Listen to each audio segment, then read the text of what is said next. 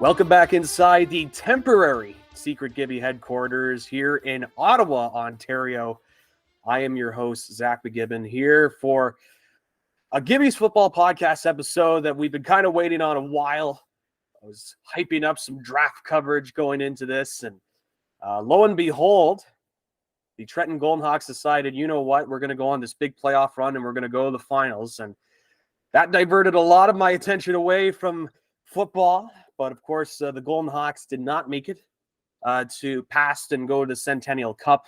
They lost in the Buckland Cup Finals 4-1 to the Collingwood Blues, which means we are now in catch-up mode on what's happened in the NFL, which means the NFL draft that happened, I want to say now 2 weeks ago. We're catching up on now, but this is the advantage that we have with our special guest co-host, the executive producer for life of This Is Wrestling. You can also hear him on 580 CFRA and TSN 1200 in Ottawa, Ontario. I, of course, am joined by the man himself, Steve Bunda. Bunda, how are you doing today, buddy?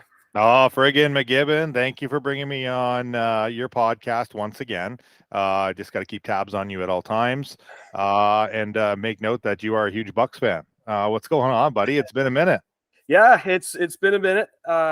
It's been quite busy. It's been quite busy last couple of weeks, as mentioned earlier, with the hockey. And now there's a lot of free time for me, not having to go out and call some hockey games. So taking a week off, and now I'm back in my old homeland of Ottawa, Ontario for the week. Oh, so yeah. And I know I was in the Bell Media Studios to record This Is Wrestling yesterday, and that seemed to have caused a lot of chatter and wondering, hey, am I going to come back into the Bell Media Studios? And now I have been designated by our executive director of This Is Wrestling to show up at the Bell Media Studios at exactly 9:46 a.m. on Friday. So that is scheduled. So who knows? Maybe I'll show up. Maybe I won't show up. Got to keep the tease going, Bunda? yeah. Well, you're always wondering what happens in our executive meetings, and the executive panel consists of quite a few people. So it's usually interesting how those meetings go because it's very colorful, it's very animated, and very animosity. Yeah, there's a lot of animosity at times because we want to make sure that the podcast always runs smoothly. Right. So there's a lot of passion involved, but it's all out of good heart. So you know what? Maybe I might not show up on Friday morning. Who knows, Fergus? Oh my goodness! Now I'm a little nervous because it's like, first of all, I didn't realize there's more than you, Sam, and Holsky in these executive meetings. Are there more people in these executive meetings, or am I just thinking too hard on a comment you made? Oh, come on, friggin'. Do you really think that the team of executives in our meetings consist of 3 people? There's a lot more than that. How many divulge. People are we talking here? I guess you'll find out when you show up to the meeting on Friday. And if you don't, who knows? Oh, geez. That's a tease if there ever was one for me to come in and see how many people will show up at this executives meeting. Am I going to have to be part of like an oath in order to take part? Is this kind of like, what's that Simpsons episode where they're all part of a secret group? Is that what I have to do and take an oath? No, you won't be taking any oaths, but you will likely have to sign in as an executive with your executive pass to get into the room. The executive pass, okay. Yeah, you need an executive's pass to get to the executive suite, which is where the executives meeting happens. And they'll probably ask you if you've won any awards or been nominated for anything, and you can just say, yeah, nominated a couple times for this and that. My executive producer is executive producer of the year back in a couple of years ago. So you could use that, and if not, you could just give me a call, and I'll let security know that you're good to go into the room. Okay, good. Okay, sounds good, because I know security. I know security is top notch, especially in the Bell Media building. So I was shocked I wasn't tackled when I came in yesterday. Yeah, if anything, you should have just brought a pillow for the fella. Yes, I think that would help too. But no, I was able to stroll on in and said my how do you do's and all that. And yeah, again, it apparently caused some talk. I got a text from Callum as well saying it was cowardly bleep that I did not show up in the morning and showed up in the afternoon. So, I will confirm that as well, because I was also there with Callum in the morning as well. Oh, well, there you go. And so is Connor Ray, who is also part of the executives meeting. I will not tell you his role exactly, but he's there usually in the mornings. Okay. So he was a little upset that you didn't let him know either. Oh, wow. now, like upsetting Connor, that really upsets me. You know what I mean? It takes a lot to get that guy upset too, so you should know he was pretty upset. Wow. I was just gonna say, like, the fact that I upset Connor Ray, I've been upsetting a lot of people. I recently upsetted Bassi Kapelos as well.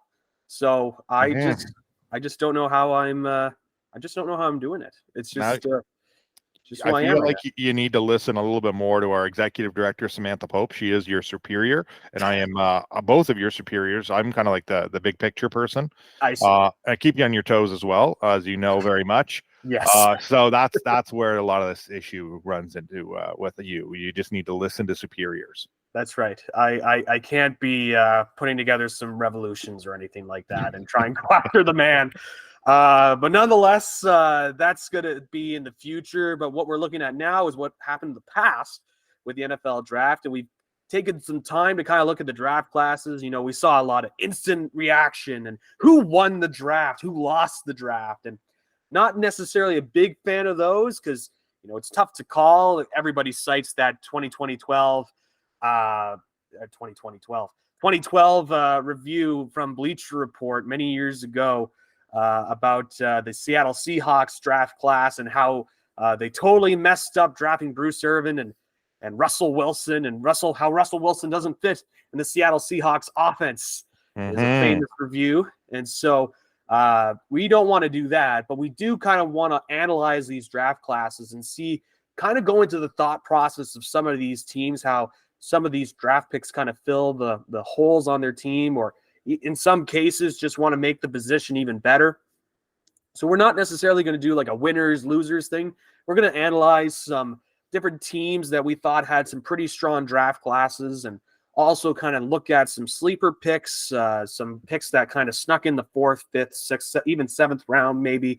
And we think that could be maybe not an all-star player and maybe not the next Tom Brady, but certainly a player that can come into their squad, be a starter or be an impact player, and really maybe not change the fortunes of the team, but be an impact player first year that they're in. So I'm really looking forward to this draft coverage. And again, was looking to try and do a little bit more of this beforehand, but nonetheless, when the team you're covering all of a sudden goes on a deep playoff run, it's really hard to manage some time.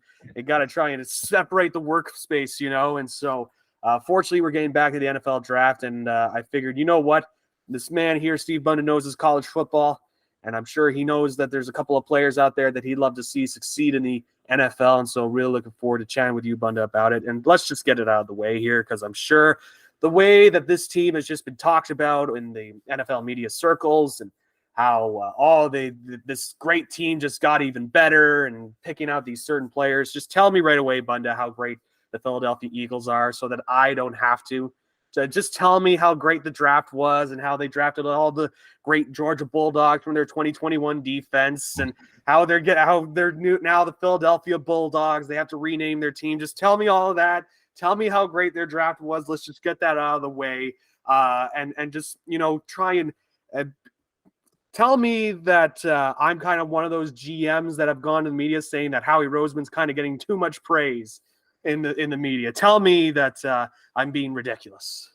Yeah, you're being a little bit ridiculous, and I'll get into it in a minute, but I do understand the fact that there's a lot of people excited about the Eagles draft. It's understandable, but I feel like the hype is tied to so many of these Georgia players, right? And you bring up that 2021 national championship team and their defense, and a funny stat for that is now every single starter from that defense has been drafted, I believe, or a part of a defense in the NFL, which is just a crazy stat itself to see how good that they've done in just developing their defensive players. But we will start with the Eagles, I guess, and I'll go.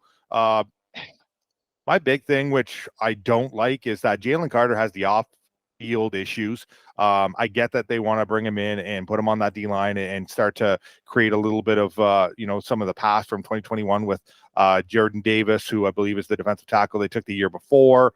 But my big thing is just like, I don't like when there's those kind of character concerns. The one thing I do like about it, though, for the Philadelphia perspective, is they do have a pretty good veteran defense that will help him. I don't believe he's going to be expected to start right away, Nolan Smith is a curious one when they grabbed him at 30. He's a smaller edge guy that he's got a lot of speed, but he's really small for kind of an outside linebacker. He fits in that kind of 3-4 defense.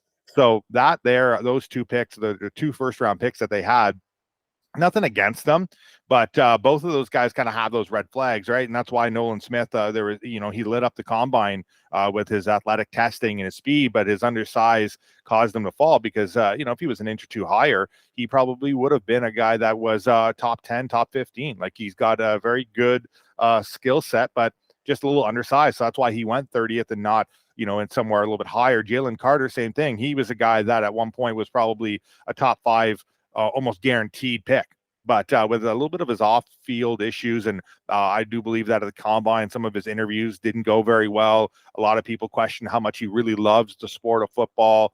So those are the two picks that I'm kind of curious about. But hey, when you're a team that's like the Eagles, who has a defense that's filled with veterans and has a lot of guys there that you don't need to rush these rookies into it. You can kind of let them kind of just grow and be around the veteran guys that are established in the league and can learn from. Like, that is big there. Some of the other picks that were, pretty big is the Tyler Steen pick in round 3 from Alabama, offensive lineman.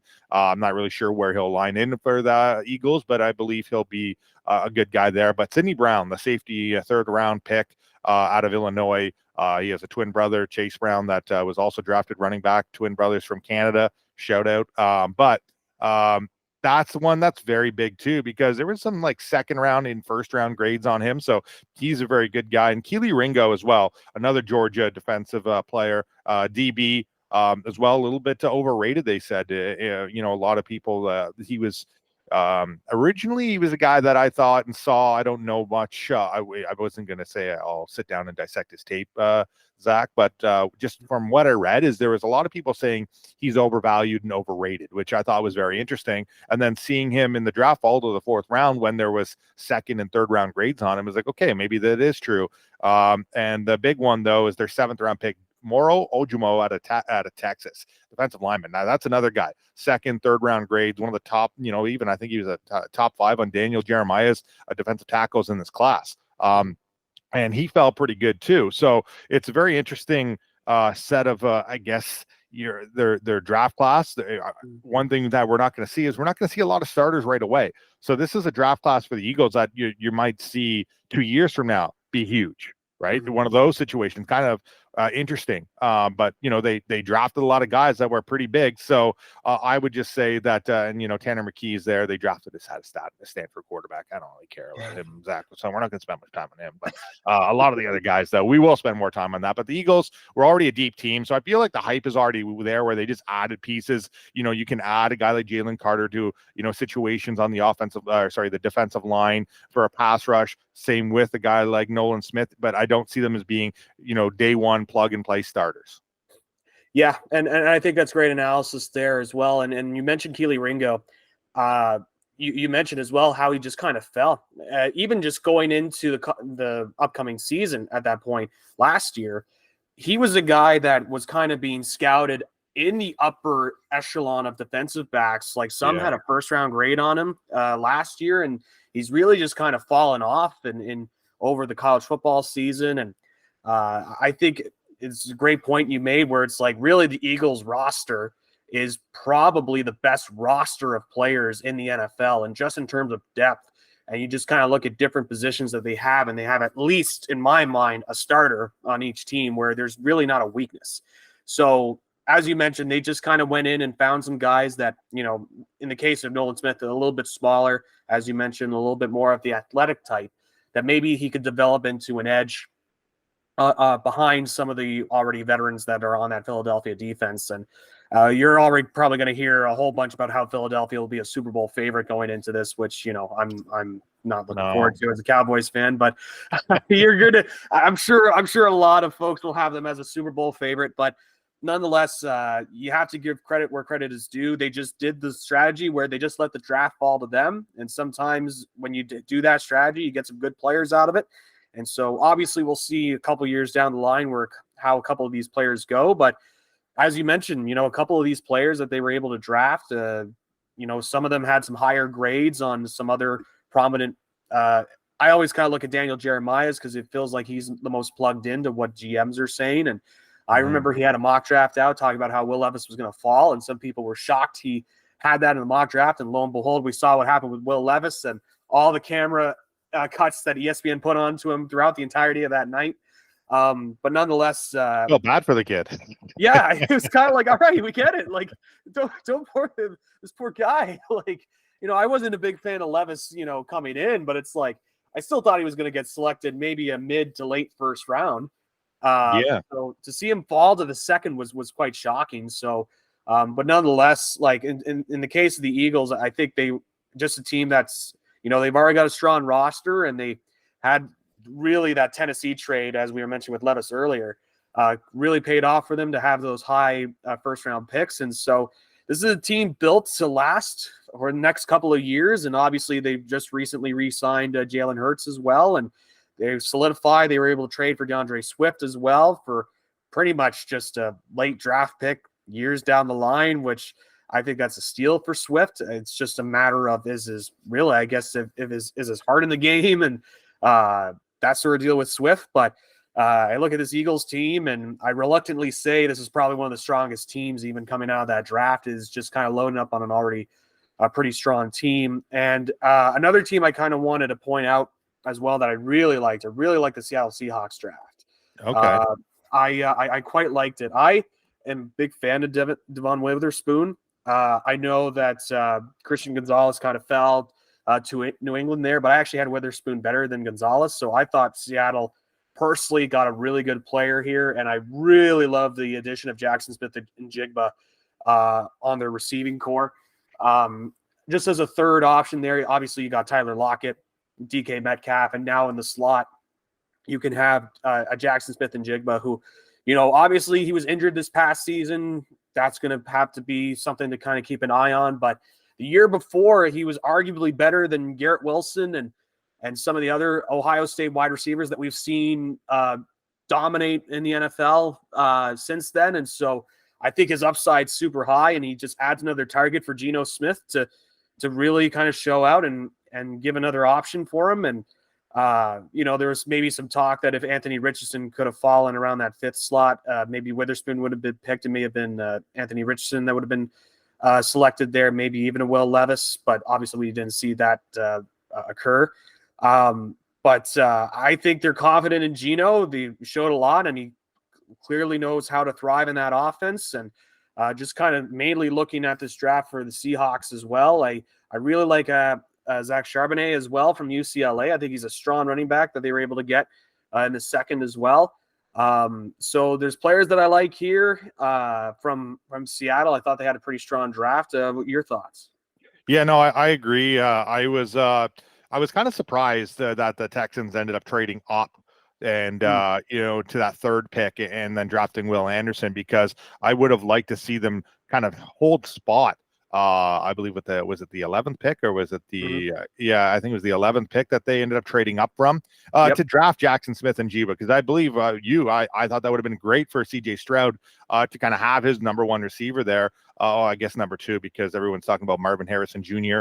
There are a lot of reports, and I was even reading the other day that one, just watching him play, he's amazing, but two, there's a lot of talk that he's the best receiving prospect that's come out of college football in general since Calvin Johnson. Like, this guy is nasty. So, but Jackson Smith and Jigba is a guy, though, when you have a rookie quarterback, I know you don't want to always just, hey, like this, but the familiarity is so big for me. So I was surprised, but hey, like you said, for the Seahawks to be able to do that after drafting Devin Witherspoon, like you said, I believe he's a big defensive back, go number 5 overall. Like you said, I'm with you. Gonzalez didn't really, I had Devin Witherspoon ahead of him. I think he's really good out of Illinois. Derek Hall, though, the defensive end out of Auburn, that's one too where, he had even a third, fourth, but like his speed and coming off the edge, like he's going to be an edge defender that I think is going to be good for that defense. And I could not agree with you more for Zach Charbonnet. He is a guy that is so good, both catching the ball out of the backfield, but running the ball hard. He is one that I was really hoping the Bucks would take a flyer on. I did not see him going in the second round. A lot of people had him in kind of the middle. Running backs are so interesting because this was a very big draft for running backs because we saw 2 in the top 12 picks, which is something we haven't seen in quite a while. But Zach Charbonnet was a guy that I think that seeing 2 go early caused him to go a little bit earlier than expected. But I think that the way that the Seahawks play, Geno Smith, the way that they have their rushing attack, they're very much a power run team that, they go through the zone runs, but they run the ball a lot, and they do want to run the ball down your throat. So the power, that's where that comes from. And they drafted Kenneth Walker last year in the second round. Now they have a guy like Zach Charbonnet. Geno Smith is good there. But when you add a guy like you said, Jackson Smith and Jiba there, to already go with DK Metcalf and to already go with Tyler Lockett, you're adding weapons to a very, very solid team there. Their offensive line played pretty decently, and you see last year they had a couple of late round picks kind of develop into great players. So I think that's it's been a very decent draft class. I'd put it in maybe the top 5. I don't really have a top 5 if you're going to ask for me. But I agree with you, though. The Seahawks did a good job of just kind of being that number 5 spot. And hey, you know what? We took Devin Witherspoon because he was the highest rated player on that draft board. I thought that they would maybe take a chance on Jalen Carter. But I'm curious if they were just scared off by his off-field stuff. So, yeah, very good draft class by the Seahawks. Definitely one of the more top ones for sure. And for me, I just think that the big one there is just adding offensive pieces to help Geno Smith out, because whether you believe in him or not, having another running back there, because running backs get injured all the time, receivers get injured all the time, to add depth to those 2 positions to help your quarterback out when maybe you weren't sold on him, because Geno Smith is a guy that really kind of was so hyped out of West Virginia. Then he kind of never really amounted to anything. And then he's been like, oh, here he is. He's starting for the Seahawks this year because we traded away Russell Wilson and Drew Lock wasn't very good. And then here you go. He's leading the Seahawks offense. And it's like, all right, they gave him the contract extension in the offseason. So he's there now for a bit. Like you said, there were rumors he might take an Anthony Richardson or Will Levis. They didn't do either. So they stuck by Geno. They didn't even draft a quarterback at all. So this is a team that believes in him and has added pieces. And they added on the offensive line too. They added a couple guys in the 4th round. They added a guy in the 5th round. So they've done enough here to kind of build up and help him out. So I think that's a very good thing that they did for him. Yeah, and Oluwatimi, the center that they drafted, I think is a guy that he's not going to light up the world on the offensive line, but he was a guy that was a key piece, part of that power run offense at Michigan as well. And so I think they kind of saw that with Oluwatimi and drafted him, and he'll be a solid starting center, I think, for the Seahawks as well.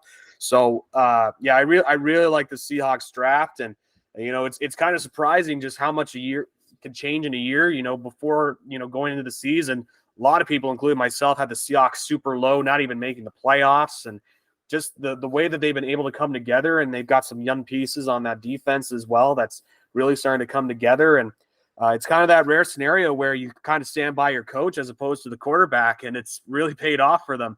And so I'm really liking how the Seahawks are growing here, and I think obviously, as you mentioned, they trust Geno and putting some pieces around him, and I'm fascinated to see where the Seahawks go from there. And then really just another team, and we kind of touched on it a little bit with CJ Stroud, but the Texans draft, I'm interested to hear your thoughts. I love the move that they made to trade up at 3, just to be bold, and you get your key piece on offense in CJ Stroud, and you get your key piece on defense in Will Anderson. 2 guys that could be, pillars on each side of the ball. And for a franchise that's kind of desperately needed the kick in the rear to try and get something going, I personally love this move. Now, I know there is a lot of talk about that 1st-round pick for next year that was sent over to Arizona in that deal. I guess your thoughts on that, because a lot of people are saying with the Texans that they'll probably not do so well this year. And so that will be another high pick for the Arizona Cardinals next year. Your thoughts on that trade? Yeah, I really didn't like it at all. I really didn't, because I look at the situation where the Houston Texans aren't a team that's expecting to be really good next year, right? Like this heading into this year, CJ Stroud, and look, expectations are everything. But for Houston, you're in a division where I like, and I'll bring it up, I like the Colts draft way better, way better. I like the Texans draft. I don't like the trade. And it is because you look at where that pick is going to be next year, and I think it's going to be somewhere in the top 10. So you're basically giving up a top 10 pick for next year, potentially more, maybe less, maybe CJ Stroud. I don't know. But I look at that. I'd even say a top 5 pick, arguably. Like, I think Houston's going to be in that spot. And Will Anderson, I get it. Like, he's a very exciting prospect and defensive end and the number 1 guy, I believe, coming off the end in this draft class. I did like Tyree Wilson out of Texas Tech, but I put Will Anderson a bit more. I think he's just a little bit quicker off the ball, off the line, off the snap as well. But I really don't like trading up that first round pick because you traded the first and then the third round pick this year, plus the first next year. So I don't like that they gave up 12 and 33, and then they gave up a first and third next year.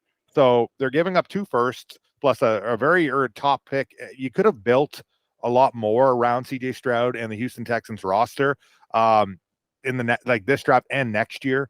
So I wasn't a huge fan of you trading up for a defensive end prospect. It was a deep defensive end or a pass rushing draft class as well. Now I get that maybe none of them are going to be there, but you could have grabbed somebody at 12, or if even they saw Tyree Wilson dropping like he did to, I believe, 9, you could have traded up from there and then not given up as much, right? They gave up a lot, and it shocked everybody to see them go from 11 to 3 after they just took CJ Stroud. So I didn't like that aspect of the trade. I just think that they gave up a lot for a team that's in a rebuild, and I wouldn't expect them to be competing for a playoff spot until probably 3 years from now. Like at least 3 years from now, probably 4, but 3 years from now, especially in that division. So that was my big issue. I do like what they did though to help CJ Stroud out a bit, because they went out and they added guys like Juice Scruggs in the second round, but also Jarrett Patterson. And not only do I like him because he's from Notre Dame, but he's a 6th round pick, but he's versatile along the offensive line. He's a guy that played tackle. He's going to play guard or center for the Texans. He's just a very well-rounded player, and I think he's going to help out that offensive line very much. But I also like that they added a guy too, Brandon Hall, their 7th round pick, the safety out of Pittsburgh. He fell because he was a guy that I saw going 4th round, 5th round, but I even saw 3rd round. Like, this is a guy that was a safety prospect, which was very big. Tank Dell, receiver in the 3rd round out of Houston. He fell. He's kind of went right in the middle of where he'd be. Maybe fell a little bit, but I think Tank Dell was in that 2nd to 4th round range, anyways. And depending on how many people really liked him, they took him 69th overall in the 3rd round. So that's nice. But I do think that's good to add him to John Mechie, the 3rd, who is 2nd round pick from last year out of Alabama, also Canadian, and he's recovering right now, cancer from leukemia.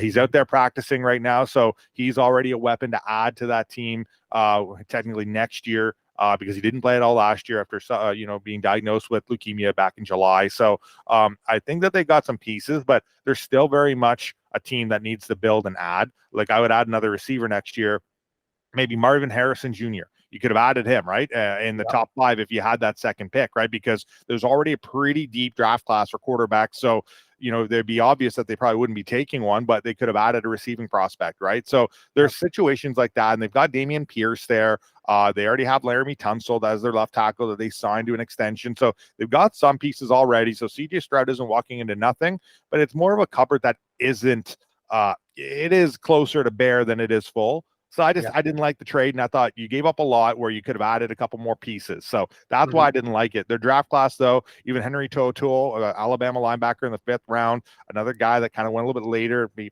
had about a 4th round, 3rd round draft grade from a lot of what I saw. So I'm just curious to see how this season goes, because the talk of the season is how the Arizona Cardinals, who now have 2 first-round picks, they could potentially control the draft next year if they continue to struggle offensively. I know that they're a very interesting organization right now with Kyler Murray rumors all the time and a lot of things not going over well. But if they have another top year, they could have potentially 2 top 10 picks and maybe even 2 top 5. Yeah. No, and not to take anything away from the Cardinals as well. Like, when you've got a 1st round pick that there's willing to offer, especially with the Texans, you take that risk, of course, and you've got yourself some depth for next year.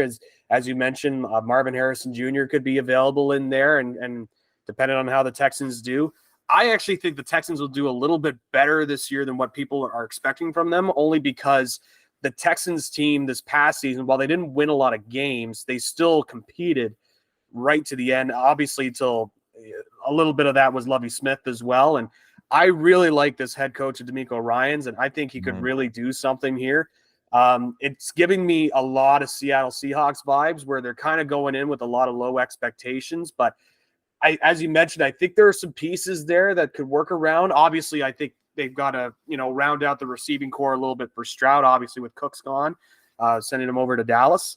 But I think there are pieces there. And I think the division is going to be weaker. I don't think Tennessee is going to do so well, and we can transition into that, into the Titans draft class. But I don't think the Titans are going to do that well this year. They lost a lot of players, and there are guys that I looked at that some are good, but I don't see them taking that next step to be competitive in that division. I still think it's very much the Jaguars division. And I did like the Colts draft class as well as yours, but I think the Texans could compete in a weaker division, and I'm not saying they'll make the playoffs, but I don't even think they'll be like a top 10 draft pick. I could see maybe being top 15, and still that would be a little bit of a loss. But I think the Texans could compete if obviously the stars aligned a little bit. Maybe I just really love this bold trade. Finally, the Texans kind of do something to kind of get a guy that they want. It'd be one thing if they traded up and they got a Tyree Wilson, and I know that the defensive end and the edge rusher was quite highly touted this year. I wasn't as big of a fan of Tyree Wilson as others were, but I that'd be one thing. But I think Will Anderson's a guy, just from what I've been able to catch on tape and reading the scouting reports, that's a guy that could really change your defense around. And that's kind of what the Texans need. And then obviously you get your quarterback in CJ Stroud. I think they could be a good team this year. Now, kind of looking into the Titans on the other side of the ball, there were picks that I liked, but I still think the Titans team is going to take a big step back this year. I look at that roster and I'm concerned about Derrick Henry. The receiving core, like Treylon Burks, could take that next step next year. But they went and got Skoronski, and they'll probably put him at the guard position. He was kind of a guy that they were looking at. A lot of teams were, obviously he's coming out as a left tackle, but the way that his size and build, and obviously talk about the short reach in terms of going into the block, that he'd be better suited as a guard to start off. And then obviously getting able to trade up to get Will Levis in the second round, which kind of, he fell a lot. While there were players that the Titans drafted that I liked, I'm still on the Titans team as a whole. It's weird where I'm not confident in this team to really be, certainly I don't think they're going to win the division. I think it's the Jaguars division to lose in that division. But your thoughts on the Titans draft and where things could stand with the Tennessee Titans going into next year? Yeah, I saw a lot of people giving them high. I think they got like between an A and A minus draft grades. I don't know. I'm not really sold on it. I don't like the addition of Will Levis. I feel like he is basically a Ryan Tannehill 2.0. I wasn't super high on him. He's athletic, but he's got a lot of tools, but he has the 2 years in the SEC playing for Kentucky, and he just doesn't have a lot of sexiness to him. He's just a very okay. There's hype around his size, and the comparisons were Josh Allen. I also like him more towards like a guy like even a Chris Trevler, right? He's got a great throw, but I'm not sure where he fits. I do like that they've added a Skoronski to the offensive line. They went out and they got Andre Dillard as well to replace Taylor Lewan at left tackle. So they're building the offensive line. The picks I like are Tajay Spears out of Tulane, the running back who runs really hard. Another guy I really hope the Bucs would take in the middle rounds.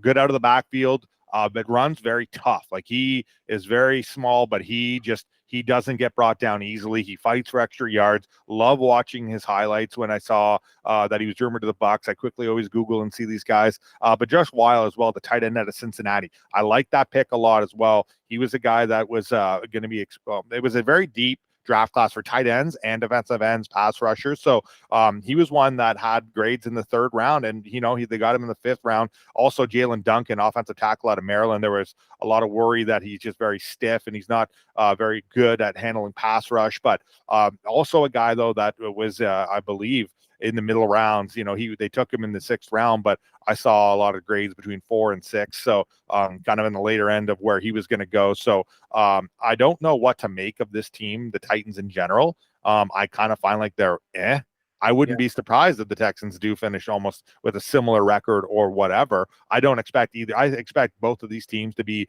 kind of in the bottom end of the draft. Derrick Henry kind of seems to be dealing with a lot of injuries, right? He's at that running back age where he's been running for a good couple of years now. He runs and plays a very tough game. It's hard for him, and he's dealing with injuries. So I like the addition of Tajay Spears, but I just, like you said, Traylon Burks, what is he? Is he going to become something big? You know, they drafted him out of Arkansas. They traded up. They made a big deal out of him, and he was very okay. He dealt with injuries last year, but other than him, I don't really like a lot of the receivers there. Like, there's not a lot going on. So for me, I'm kind of like, all right, this is a very interesting draft class for them, but I was expecting a little bit more. They did draft a receiver in the 7th round, but I can tell you right now, Zach, I don't know much about Colton Dowell out of Tennessee Martin.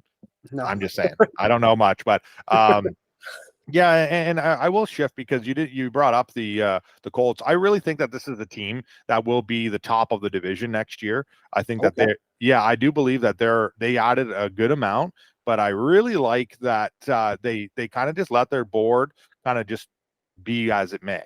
And they didn't force too much. They didn't do anything crazy, but I just really liked what they did in terms of just kind of letting things happen. Anthony Richardson falling to number 4. It's like, all right, Shane Steichen, who's their new head coach, he played a lot there in that. He didn't play a lot, but he's coached a lot of quarterbacks in the situation that are mobile quarterbacks. Anthony Richardson, he only had the 1 year at Florida. I'm not as high on him as I've seen, but there was comparisons that this guy could be like a combination of a Patrick Mahomes and we could see a Josh Allen kind of style. He's got a big body. He's very athletic. He's very gifted. And the way that they play, I think he's not a bad pick at all at number 4. He has a lot of raw talent. People are like, well, why would Will Levis fall when he has all this talent and whatever? Because he had the 2 years at Kentucky, and he didn't have a lot of big games against big competition, or he didn't dominate a lot of games. Anthony Richardson didn't dominate a lot of games either, but he had a lot of great games on the road and, playing against bigger teams for a 1 year starter. So there's a lot of hype there. I really like Julius Brents, the defensive back out of Kansas State, a long body DB. There was, draft grades on him. I think that were like 3rd and 4th rounds, but a lot of talk. Matt Miller at ESPN, I like Daniel Jeremiah said that Julius Brents, he's a long, big cornerback. I believe he's 6'3". Like, he's a big, long-armed defensive back. Awesome. I think that's great. What'd they do after that? Josh Downs, wide receiver out of North Carolina, one of the top receivers in this draft class. Wasn't a very sexy draft class, but he was a guy that was, top 5, top 6 receivers. Great hands out of North Carolina. Boom. Loved that pick. Blake Freeland as well, offensive tackle at BYU. Not one of the top guys that were in this class, but a guy that people believe has the ability to start down the road. The defensive tackle out of Northwestern as well, Adebawar. He's a guy that a lot of guys were expecting for him to go in the 2nd round. Even some people thinking he could sneak into the 1st round. He's got some athleticism, and he fell all the way to the 4th round. So that's another one that was big. Darius Rush, defensive back out of South Carolina, fell a bit. A lot of people said he was a little bit overhyped and kind of more in that situation. I wasn't super sold on him, but I didn't have a 5th round grade on him. I didn't have any grades on him, to be honest. But from what I saw and read, seeing him go in the 5th round when people saw him going in the 2nd and 3rd rounds, that's a big one as well. Will Mallory, tight end out of Miami, he went in the 5th round as well. I love that pick. So I just love a lot of what the Colts did when they already have a pretty decent team and a roster built around them. I think they could still add some pieces as well, but I just think that this is a team that if they do what they want to do properly, and that's, Jonathan Taylor running the ball a lot and getting Anthony Richardson to kind of use his athleticism, I think that this team could be so good. And I think that like I said, I wouldn't be shocked if they can kind of their full potential. I could see them winning this division. I really do. There you go. Yeah, I really like the Colts draft as well. I was so high on Anthony Richardson. Like, I think that guy, there's obviously the Josh Allen comparison in terms of just this cannon of an arm and also just this freak athlete that you just don't see in the NFL. And to me, I just see that in the intangibles that he has, where it's like the big thing with a guy like him is that if he's still kind of moldable. And the big thing for me going into the draft process is, will he interview well and all that? Because if he interviews well, that means he's coachable. And that can be a big enticing factor for teams to try and mold this guy into what they want from him. And you mentioned Shane Steichen as well, being able to mold a lot of mobile quarterbacks, obviously recently Jalen Hurts. And so I think it's fascinating. I think it's a great situation that Anthony Richardson's going to. The Colts finally get, land on a guy that instead of going for the veteran QB, the 1 year rental to try and get them through, they finally get that long-term solution that they've been waiting for.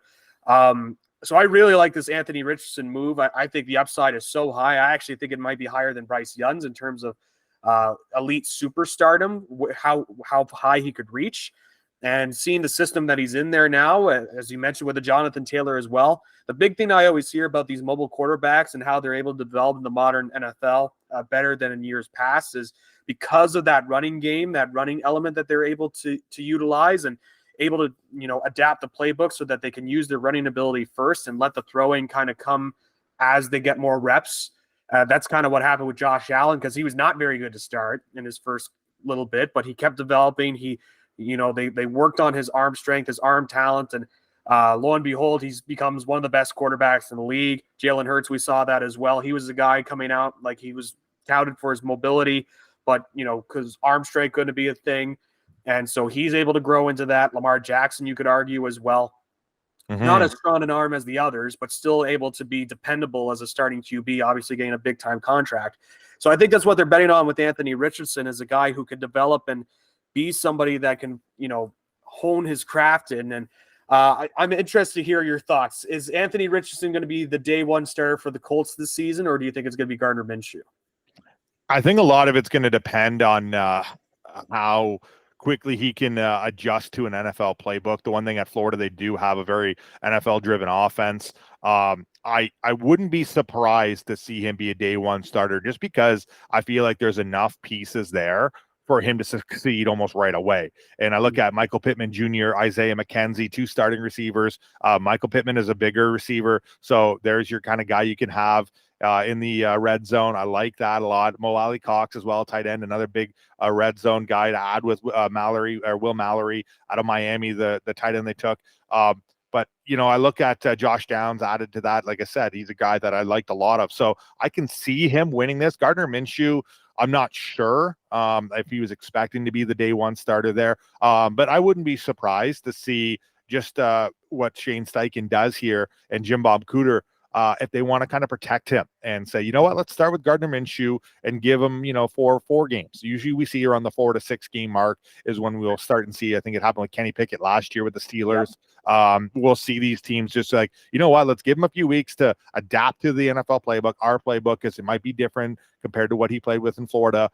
We'll see how he gels with the receivers and chemistry right away, because Gardner Minshew's coming in as a free agent. He's very much unfamiliar with a lot of this offense and a lot of these players as well, but he has that ability to know what's happening in the NFL. But what we see here from Anthony Richardson is we're going to see a guy that's absolutely athletic and ridiculous. So Cam Newton, I believe, is another comparison we've seen, but the mold between Patrick Mahomes with his arm strength and his ability to get the ball down the field, but then his athletic ability and the way he uses his legs has been compared to Cam Newton. So I could see this guy being an absolute day one starter, but I also think that they'll probably try and protect him. Shane Steichen is a new head coach. Jim Bob Cooter, his offense, he was brought in from Jacksonville. Jacksonville, a team I'm not going to be super high on for next year, but that's where I think that the Colts might be able to pass them here, because they already have a very good defense. And then I think that adding Julius Brents to it and Darius Rush helps them a lot. So I wouldn't be shocked, like I said, to see this team win their division here. But I also think that when we look at, I keep on saying Will Anderson, but it's Anthony Richardson that I am talking about. But when I look at this entire division, I do like the AFC South, and I think that it's going to be an interesting battle between Jacksonville and Tennessee. But I think those 2 teams are going to be the ones that battle it out. And I'm not as high on Jacksonville this year. So I think that I might, I don't know, it's a little early. I want to maybe see some preseason, see some notes, but Tennessee is my kind of dark horse of a team that, Indianapolis is a team that I think could take over the division. There you go. Yeah, and so that's the team to kind of keep an eye on, and I really hope Richardson's able to find his full potential because I think there is definitely something there. Before we kind of go to our respective teams and how we felt our respective teams did in terms of the draft, I'd be remiss if we didn't at least discuss the first overall draft pick with Bryce Young.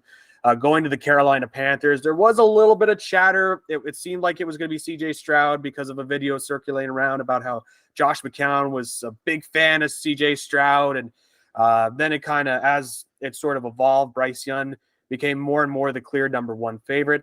There's been some talk about his size and how he can adapt in the NFL, but I don't know about you, but what I've been able to see of Bryce Young, especially to me, watching that Alabama-Texas game last year and how he was able to lead that Alabama squad against Texas and keep his team competitive.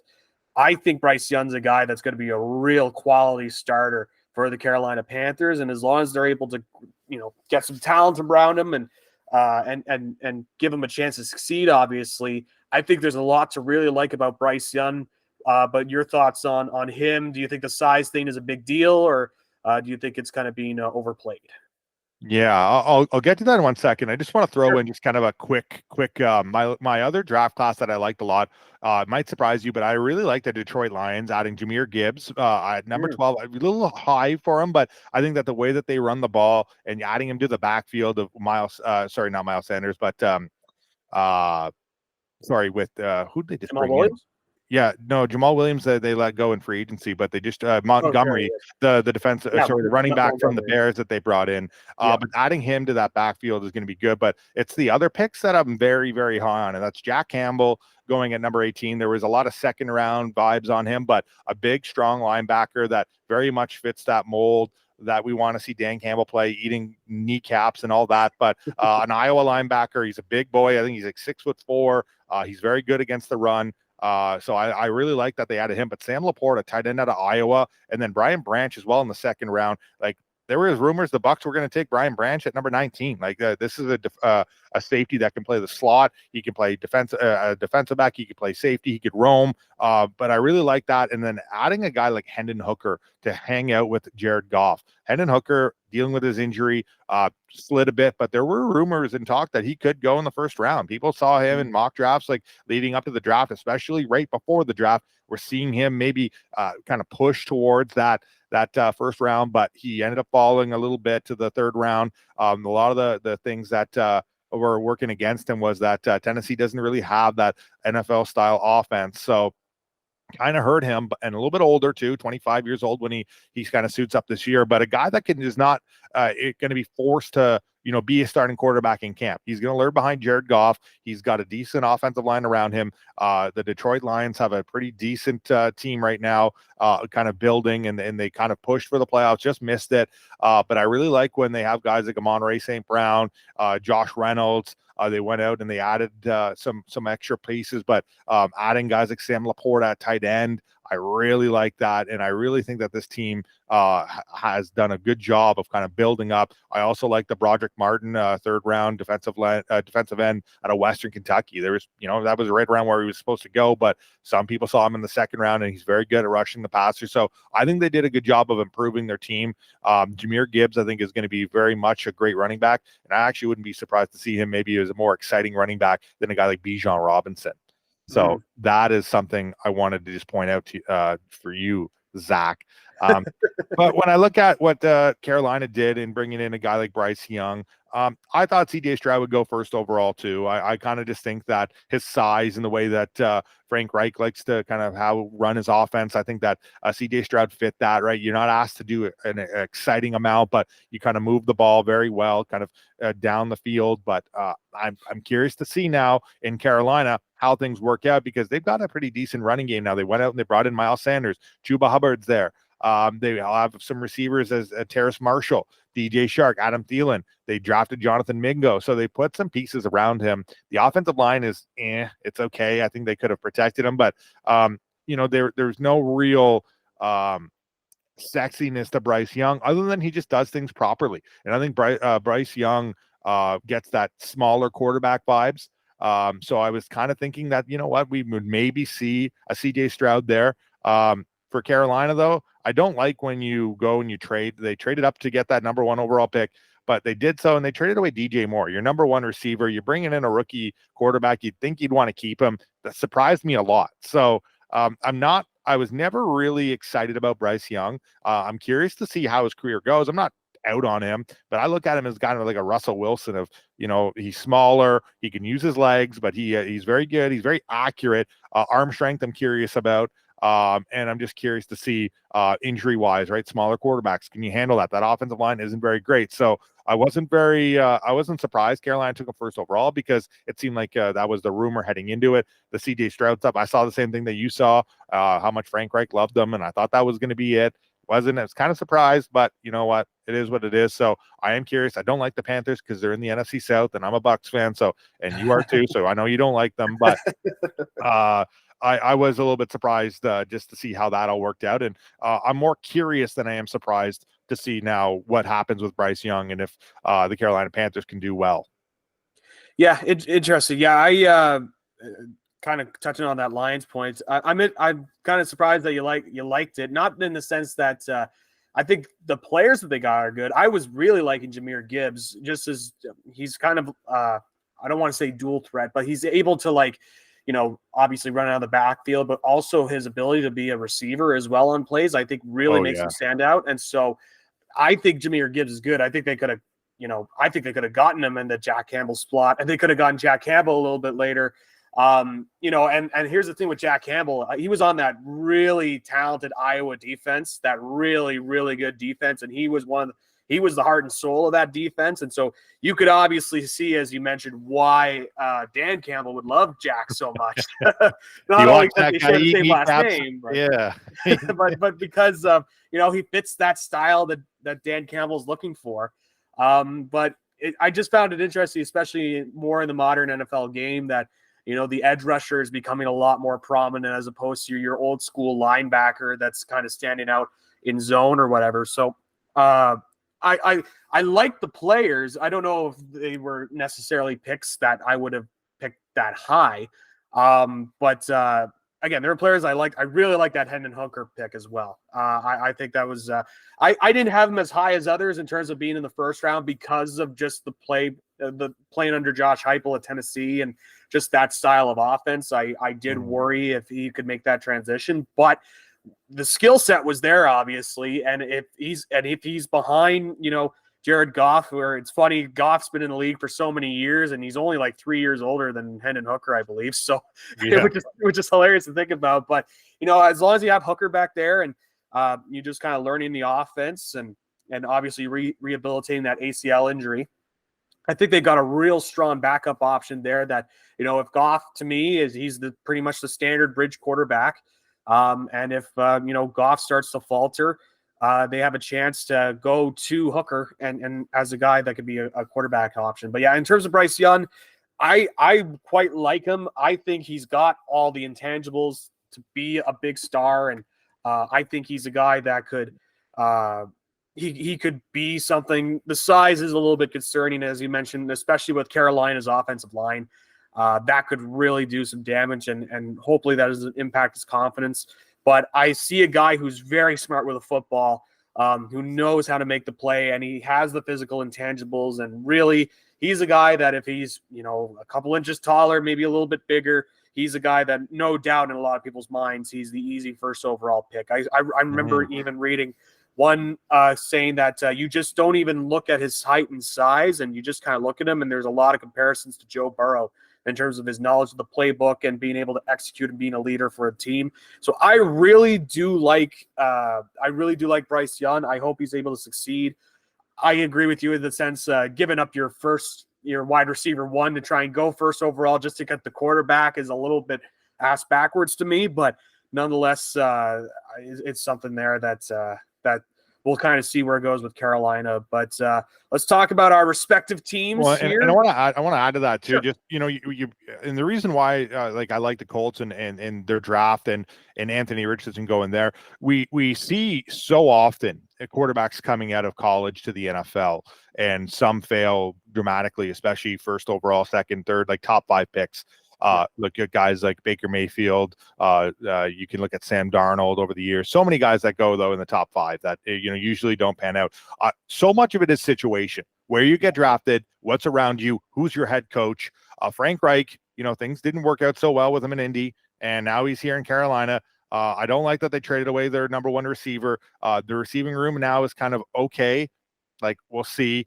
The reason that I don't like things in Carolina is just, like I said, the offensive line. So I feel like Bryce Young is already at a disadvantage of going to the Carolina Panthers and a team that, they have a decent run game, but that's, about it.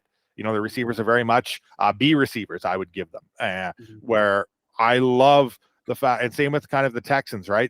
They've got guys that are B receivers, whatever. So even for CJ Stroud, like, this isn't a very good quarterback class in general compared to next year. So I was kind of just down on them, whatever. So using these picks, it's like, I wouldn't have them in that high. I wouldn't take them. But I like the fact that situation is so big, and that's why I like Anthony Richardson being there. He's got a guy like Gardner Minshew to learn off of. It's why I like Detroit for taking guys like Hendon Hooker, because he's got a guy like Jared Goff to learn from, and he's not going to be expected to start right away. There's more talent, I believe, around those teams, and that I think is a better situation for those 2 quarterbacks compared to Bryce Young and CJ Stroud. So that's I think that's something that we don't talk about enough. It's like, yeah, you could draft the best overall player, but how good is the situation? How's the offensive line? How are the weapons? How's the offensive coach? Is he a guy that is the head coach offensive, or is he defensive? Is his offensive coordinator more hands-on, or is he calling the plays? Like, there's a lot that goes into it, and I just personally think that there's nothing wrong with taking those 2 quarterbacks, but I just don't like their situations as much as I like the Anthony Richardson and Hendon Hooker situation. So that's what I wanted to just mainly prove as my point. Totally fair. Totally fair. Anything else you kind of wanted to add on in terms of the draft before we kind of go to our respective teams? Any other teams that kind of stood out for you that you either liked or you didn't like, or even a player that you're like, well, you saw them get drafted to that certain team where you were like, oh, that's a great pickup, and they're really going to mesh well with that team. Anything else on that front before we kind of move on to our respective teams? The last thing I'll bring up is the Baltimore Ravens, because I think they were, other than the running back situation and Will Levis falling on day one, I think the big thing was the Baltimore Ravens signing Lamar Jackson to his big contract the day of the draft. And I think there were a lot of cool storylines about that. I don't know about you, but I like the fact that, you go back to 5 years ago and he was at the draft, and there were a lot of questions. Oh, is he a quarterback? Is he a receiver? Is he a running back? Where is he going to fit? He ends up going 32nd overall and being very good and winning the MVP. Then it's the draft day, and there's already reports that they gave him the non-exclusive franchise tag, so he had chances to then explore other teams and other options. The Ravens didn't seem to want him. There was reports he's asking for a trade. He pretty much was upset, and then all of a sudden something changed. They went out and they decided OBJ. And it's like, all right, we got a receiving prospect to bring in here for you now, coming off of basically missing an entire year. How good is he going to be since he's been with the Rams in the Super Bowl, tearing that ACL? We'll see. But they already had a decent draft class there, receiving room there with Rashad Bateman, Devin Duvernay. But I like the fact that they went out and they made sure that they kept doing things, adding Zay Flowers at 22, one of the top receivers in this draft class as well, at Boston College. I love that. So you're giving him more weapons to now deal with. But signing him to that deal, I think, was huge. The other storyline there was that the Ravens were thinking about taking Will Levis at 22 because they didn't have a quarterback really on their roster. But they didn't, because they ended up signing Lamar Jackson. So I'm just happy that saga is over, but what the Ravens did there to kind of keep their quarterback happy after, I believe, upsetting him in negotiations, all while not having an agent, which is interesting as well. But they added a receiver with their first overall pick. The 22nd, their first round pick, but their 22nd overall pick to help out a guy like Lamar. It's like, all right, well, here we're going to give you $185 million guaranteed, $72 million just to sign this contract.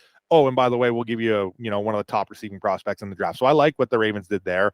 In terms of guys that went, throughout the draft, there's a lot that you can kind of touch on. It was a very interesting draft class.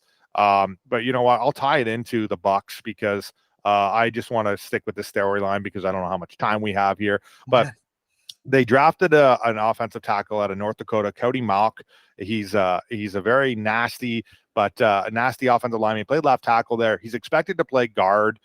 They drafted him in the second round.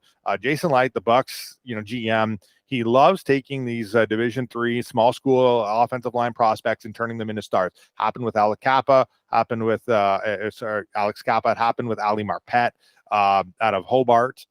So these guys, he likes doing that, but it's just the draft picture. He's got the long red hair. He's got the 2 front teeth missing. They already have Ryan Jensen, who's got the long red hair, 2 front teeth missing. They have Ko Keefe, tight end that they drafted last year. Boom.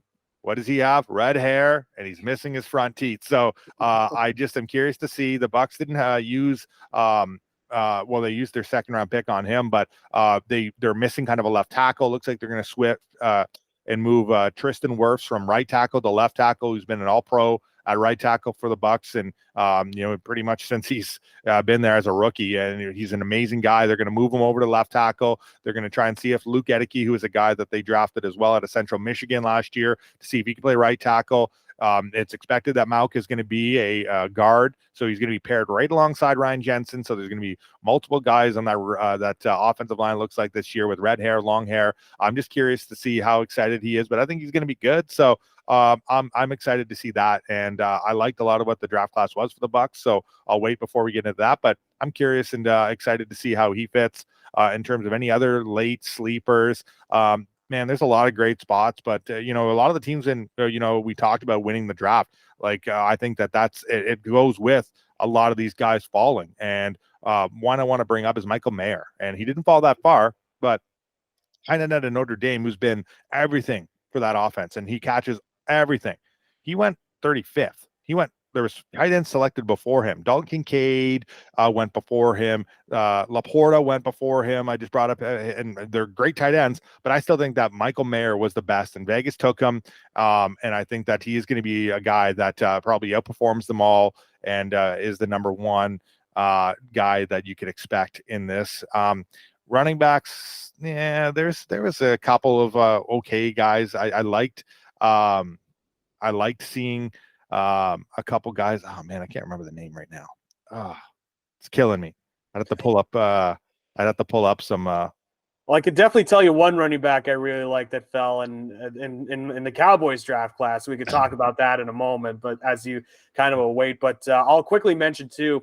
I really enjoyed the Pittsburgh Steelers draft class as well. They were also a big winner for me. I shouldn't say winners and losers. A draft class I really like that could potentially be a winner if the cards fall where they can. I really like the Broderick Jones pick at offensive tackle. I think that's a guy that could be really, really good, especially in helping out the development of Kenny Pickett behind center. He gets some more protection there. Joey Porter Jr. is a nice feel-good story. Yeah. Kind of falls in the second round. I thought he was going to get drafted in the first, but he's a solid defensive back prospect that they were able to get in the second round, and that helps out their secondary as well. And I really like the Darnell Washington third-round pick there for the Steelers. Yes, I know they got that tight end there from Penn State a couple of years ago, whose name escapes me, but I think he brings a different element where he could be a blocking tight end. Yes, I know that he's injured. There's some questions around that, but I think there's something moldable there for Darnell Washington and could also be such a big factor for them. So I really like the Steelers draft as well. Just some of the players that they were able to grab in the first couple of rounds, just in terms of the value that they were able to get them at as well. So I really like that Pittsburgh Steelers draft class. But were you able to find that running back that you were looking for? Dwayne McBride out of UAB, so University Alabama Birmingham. He was one that I saw. He was one of the most decorated running backs in this draft class in terms of just, year after year being so successful, but also just the way he plays the game too. Runs the ball really hard, unreal out of the backfield. I think that the Vikings took him 7th round. I really think he's going to be someone that, Dalvin Cook has asked for a trade. And I'm not sure what's happening there in Minnesota, but I think he's a guy that is going to surprise a lot of people, be a starter almost game one. If Dalvin Cook in that situation doesn't get figured out, I think that Dwayne McBride is a guy that you'll see. I saw 2nd, 3rd, 4th round, like he's a top 5 running back in this class. To see him go in the 7th round was a surprise for me. One that I want to kind of circle as well and keep an eye on is New York Jets prospect tight end Zach Kuntz out of Old Dominion. Now, this guy is 6'8", and he also went in the 7th round of the Jets. But with Aaron Rodgers there, he likes his tight ends. I want to see if he can mold into something. He's very raw. He's tall, big body, deep threat, not deep threat, red zone threat. And I think that there's going to be a lot to watch there. Curious to see if he can mold into a starting, like playing at Old Dominion. There's not a lot there. There's not a lot of excitement, but he's just very raw and natural. And there was a lot to like about him. So those are the 2 picks in the 7th round that I saw that I was curious about. I wasn't sure if McBride was a 6th round pick, but yeah, it was the 7th round when I double checked. But those are the 2, especially McBride, though. That's the spot I circled where I looked at. And I'm like, the Vikings are in an interesting spot because they went out and they drafted Justin Jefferson's really good, but they went out and they added other receivers. They've done a lot. Their quarterback situation is interesting, but Dwayne McBride, I think it could be a starter for the Vikings. So I think that was an absolute steal in the 7th round. There you go. And so with that, I do want to get. I know you touched on the Buccaneers a little bit there in their draft class, but I did, of course, want to get my thoughts on the Dallas Cowboys draft class because some people like to hear me blow up on the Cowboys when something bad goes wrong, and talk about them when something good happens. And I will say, when with this Cowboys draft class, it was shockingly not as like high profile. Not a lot of flashy picks for the Dallas Cowboys, which is very unusual for them. Usually they love to try and get that flashy wide receiver prospect or big running back prospect. We saw that with Ezekiel Elliott a couple of years ago. But instead, they just kind of drafted for need in this draft. I really like the Mozzie Smith pick. The run defense for Dallas last year was really, really weak. That was their weakest spot on the team. And so Mozzie Smith being able to you plug him on the inside and having them there as well with Dan Quinn, I think is going to be a nice little matchup there. You kind of plug up the inside and helps with the stop the run on a lot of teams. So I really like the Mozzie Smith pickup. Luke Schoonmaker, I know he kind of surprised some people with a couple of the other tight ends that were on the board, but I saw where did he play to? Sorry? Where did he play to? Michigan. Back-to-back Michigan picks. That's I know right. you brought up the Michigan center as well. Something tells me you like the blue, eh? You like the Wolverines. I followed them enough. I've seen a couple of the Big 12 games there, but you become a Michigan Wolverines fan, I might not be very happy about it, friggin'. I'm not. This is true, by the way. I'll actually go grab it. But my dad was out in Texas a couple weeks ago, and he was traveling around and got to visit Cowboys Stadium. He's also a Dallas Cowboys fan, so that's where the Cowboys lineage comes from. And he was able to pick up a Texas Tech Red Raiders shirt. Guns up. That's a sick shirt. Yeah. So who knows? Maybe I'll end up being – I generally tend to cheer for the Longhorns, but who knows? Maybe Texas Tech may be in my future. Who knows? But nonetheless, no, I mean, I follow – I just generally like to follow some of the different college football teams. And I don't know. Something about, Michigan and Ohio State. Like I always just find I have to watch those games, anything in the Big Ten there. But nonetheless, yes, Luke Schoonmaker coming out. I saw a lot of comparables to Dalton Schultz. I was like, well, that makes a lot more sense then. Why they were able to pick up Schoonmaker and just kind of being a connection to Dak Prescott. And I liked some of the other picks as well. It's funny they picked up Junior Fehoko when they already have Simi Fehoko on their squad. So obviously there's that connection at the defensive end from San Jose State. But obviously the talk of a lot of people from that draft was Deuce Vaughn being drafted, not necessarily because of the pick, even though I think that's a great pickup.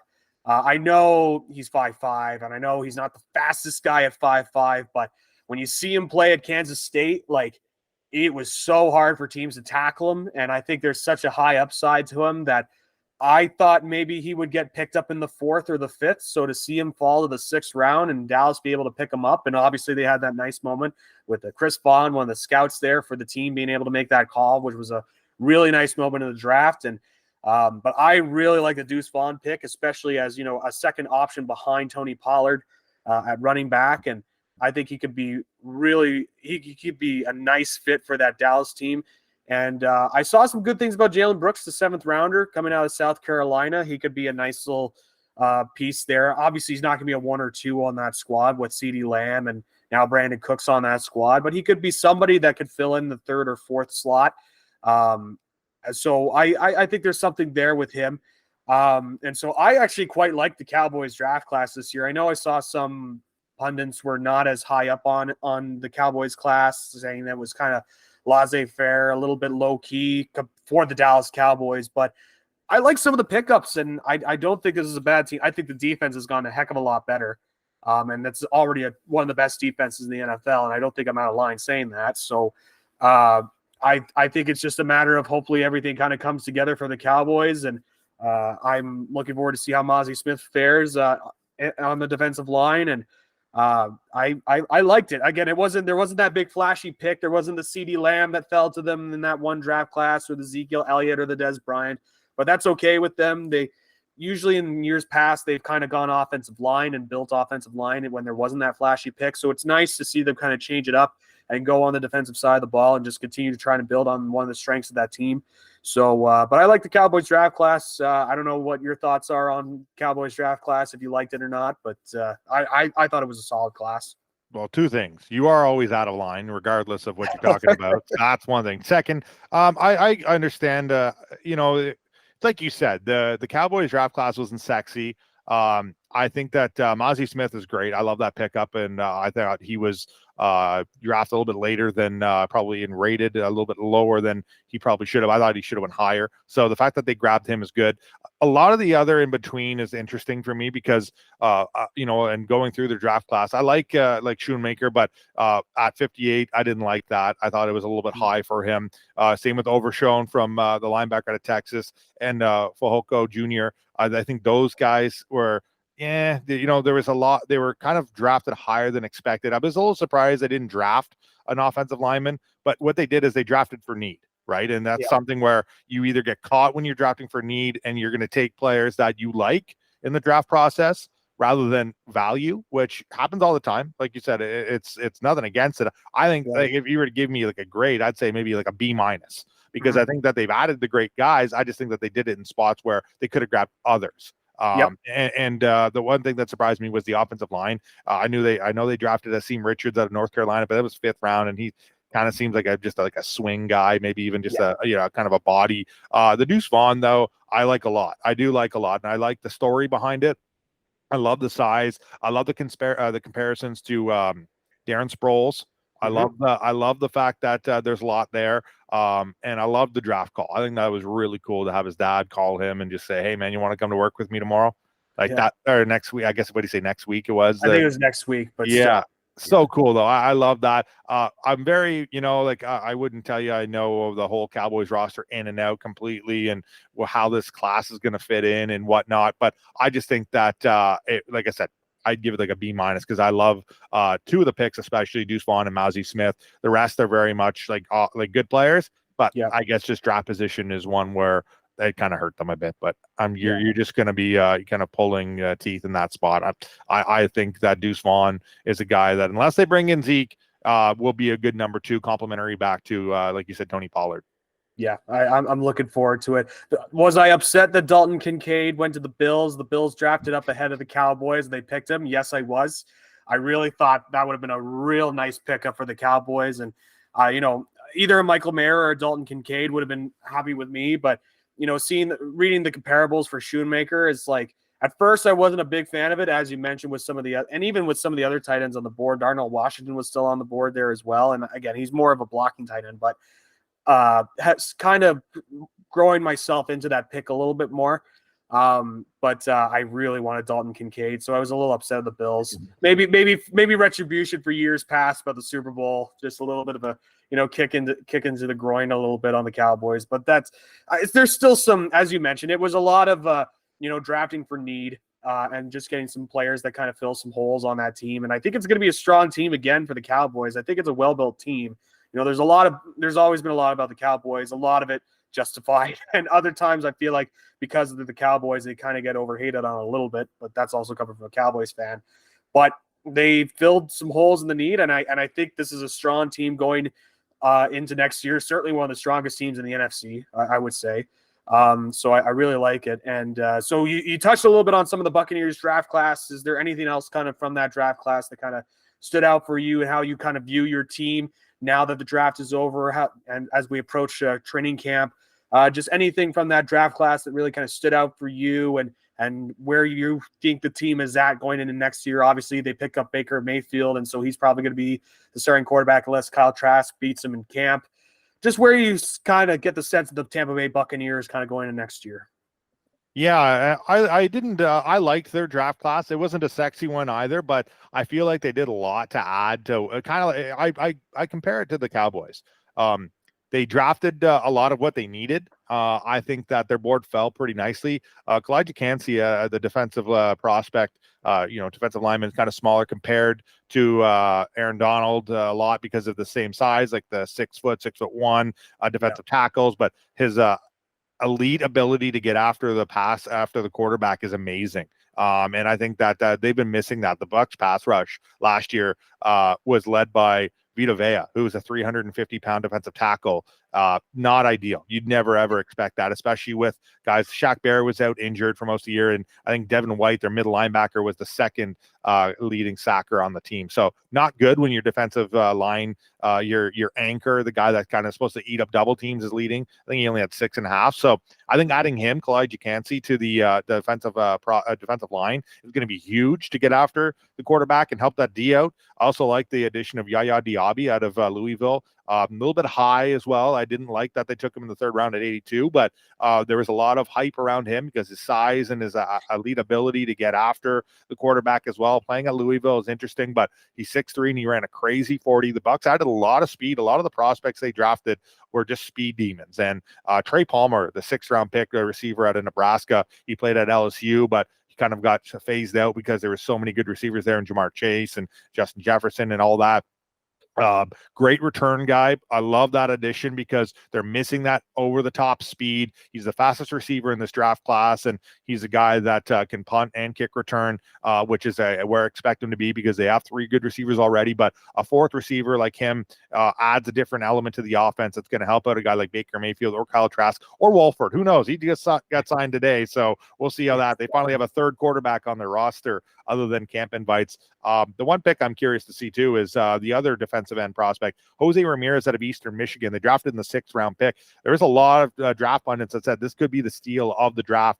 Not a very sexy school at Eastern Michigan, but a guy that there's a lot of hype around him as a defensive end prospect. There was a 3rd and 4th round, 5th round grades on him. So the fact that the Bucs got him late, I'm very excited to see. The rest is kind of okay. Payne Durham, tight end out of Purdue. Maybe he'll be great. I really like Cade Otton that they drafted last year out of Washington. So he's a good number 2, big body, going to catch the ball. So I'm curious to see how it all kind of fits. I'm not upset that they didn't draft a quarterback because I'm kind of cool with it. There wasn't a lot there. I'm glad they didn't draft Will Levis at the 19th overall pick. I'm glad they didn't draft Hendon Hooker with the 19th overall pick or any of the other picks there. The one thing that surprised me was the no real true left tackle. Like I said, Cody Mauk, who played left tackle at North Dakota. He's going to be moving inside. So I believe that that kind of surprised me a bit, but you can't always get what you want. And I like the draft class personally.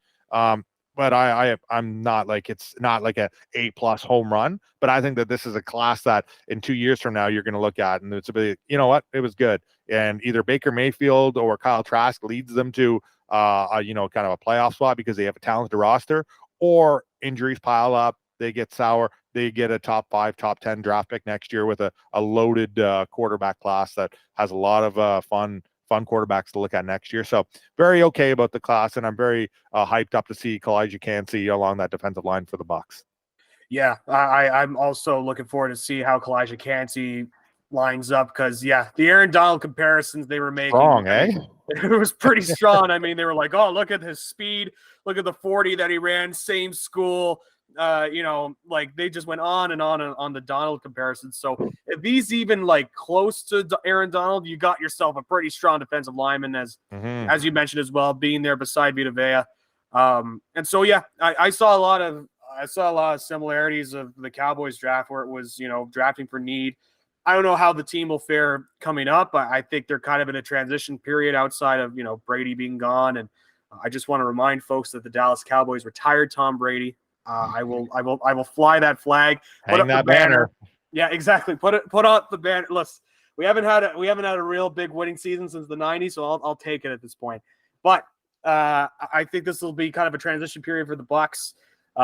We'll see how Baker Mayfield does. I think this is kind of his one last big stop to be a starting quarterback, and if he doesn't prove it, then he's at least he's at worst a backup. But nonetheless, I think we'll see how it goes with the Bucs. I think, as you mentioned, it could be strong. If the defense is pretty strong in Tampa.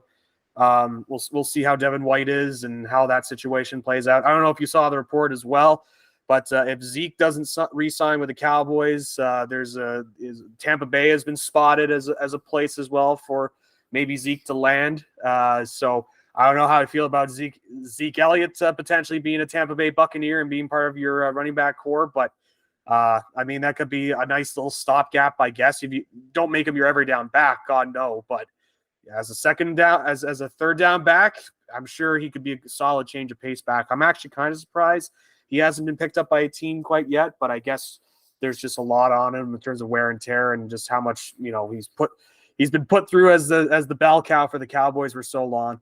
I think that's that draft class for the Buccaneers. There's some good players in there. I think I do like the Cody Mauch pick. That screamed Steve Bunda to me when I saw that pick happen. I was like, Steve Bunda's going to love that pick. So, but nonetheless, I think it's going to be a little bit of a transition period for the Bucs. I don't think they're going to win the division, but they could keep it somewhat competitive if the coaching is good enough and the players kind of buy in. So, nonetheless, anything else you want to touch on, or because that's it for me. But I would rather not have Zeke Elliott in Tampa either.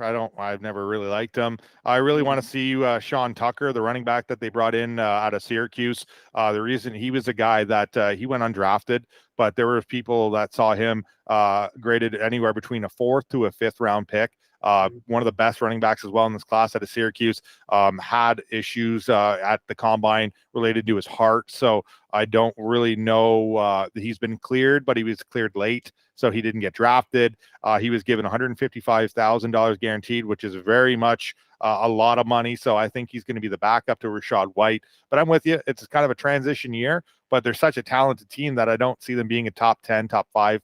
This is a team where I think if they don't get a lot out of Baker Mayfield like you, I think that this is a team that uses that first round pick next year and this pick next year to trade up and draft a quarterback. Like, draft a quarterback you want in this draft, because they have such a talented team that it's like you're not going to be a bottom 5 unless the injuries pile up. So once again, though, I'm already on draft season next year. I'm already starting to get hyped up about Drake May and Caleb Williams. And there's so many players that it's just going to be an exciting draft class. And I love draft season. It's my favorite. So thank you for having me on, Friggin. If you have any other questions, you can ask me right now, or I'll see you at the executives meeting.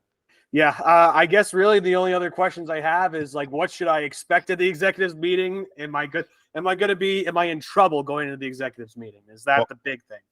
Well, see, the fact that you're asking me that question just goes to show, yes, one, you're always in trouble with our executive director, Samantha Pope. So that's the first issue. You're already asking me that. So I already see that you're oblivious to the problems that you do cause. But just be ready to show up in a shirt and tie. It's a tie event. Oh, it's a shirt and tie event? Yeah. Can I do like a polo shirt at least? Like a little collared shirt? I'll ask, but security might not accept it when they're trying to let you in the building because it's a high priced executive suite. I see. I got it. It's I can't be business casual or anything like that. You know what? Maybe if you do show up, we'll see. But like I said, you'll be in extra trouble with Samantha Pope, the executive director, if so. Oh boy. Well, I don't know if I'm looking forward. Like, you might be escorted out of the building for all I know. I don't know. You might not even be allowed. Yeah, I could get 4 security guards, each having a hold of my arm and my legs, and we'll see how that goes. Well, I'll have to wake them up first. I mean, they'll have to be ready for you first. That's right. I'm waiting by the door. Yeah, if they're awake, just pounding their foot on the floor. But we'll see. Well, I guess that's something to look forward to. I guess that could be something. Will Zach McGibbon be escorted out of the building on Friday morning? We'll see. But no, it's always good to talk with you, Bunda, and I know you're all in on draft season, so I really appreciate you coming on and helping me out with analyzing some players and looking at some different teams' draft classes and how it will fare in the next season. And I know the NFL schedule release is coming up soon. It's coming up Thursday. So I already saw somebody say that the toughest schedule based on the previous season will be for the Philadelphia Eagles. So at least I have that to look forward to next year. But of the top 10, I think all of the NFC East teams are in there, including 3 in the top 5. So that's going to be tough, but we'll see, including the Cowboys, of course. So we'll see how it goes for them. But hey, they've started to make some big events out of these things. Like, who knew that the NFL schedule release, they would hype it up as this big time thing? Like, who's going to play on Amazon Prime? Like, get excited for that. Like, okay, I guess. But I guess we'll try and get an episode done on that, on the NFL schedule, and see how teams are doing. But in terms of the NFL draft, I really appreciate you coming on. And it was a little bit of some guerrilla podcasting on my part to get this working, but we got it working. And yeah, this is a lot of fun. And looking forward to talk with you. Obviously on Friday for the executives meeting. What that's going to entail for me, but also just future episodes of the podcast, talking some football and all the great stuff in the future. So I really appreciate you coming on, Bunda, and yeah, we'll look forward to talking to you in the future. Thank you for having me on your football podcast, which is F the Navy Shipman, run by executive producer Chris Holsky. Hulk Holsky, as I like to call him. Yeah. But I always appreciate talking football, especially with you, because you're a huge Bucs fan, just like me. Well, that part of that is not true, but we'll let that slide because of how great this episode was. But no, I appreciate you coming on. Hopefully I'll make it out okay in the executives meeting on Friday. We'll see how that goes. I'll be there at 9:46 a.m. sharp to be ready for that meeting. An awfully specific time, but I won't question it because, if I question it, I feel like I'll get even more trouble. So I don't want to get into more trouble. So we're trying to stay on an even keel here. But thanks again for Steve Bunda for coming on. We'll see you on another episode of Gibby's Football Podcast. Maybe it'll be the NFL schedule release. Maybe it'll be the start of the CFL season coming up. I'm looking forward to that. But whenever that is, we'll see you on the next edition of Gibby's Football Podcast.